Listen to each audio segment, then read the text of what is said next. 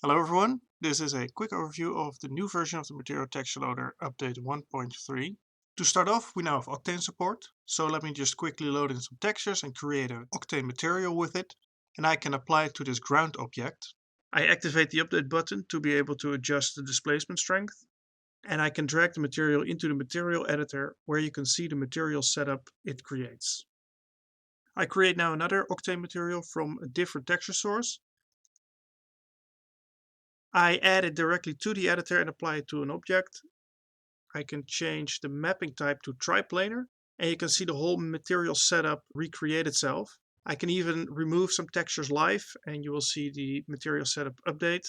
This whole aspect of loading in and adding extra textures while being in live update mode has greatly been improved. With version 1.3, you have now more adjustability over the displacement height. You can add a displacement modifier to an object if you check the checkbox and press the Apply to Selection button. The height spinner controls the overall height between the high and the lows of the displacement, and the slider controls the midpoint, so you can move a displacement outwards or inwards or somewhere in between.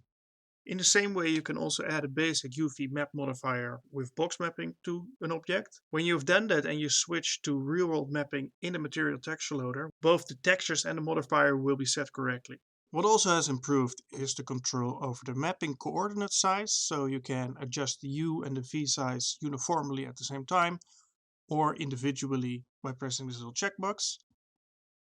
This way you can freely edit and apply materials pretty easily in a single interface without having to go to any material editor. You can also now edit the gamma input values for every texture channel by pressing these buttons over here. You can use them to override the existing gamma settings or to color correct existing channels. You now also have the option to make the rollout menu dockable, so you can integrate it better into the 3D Studio Max UI.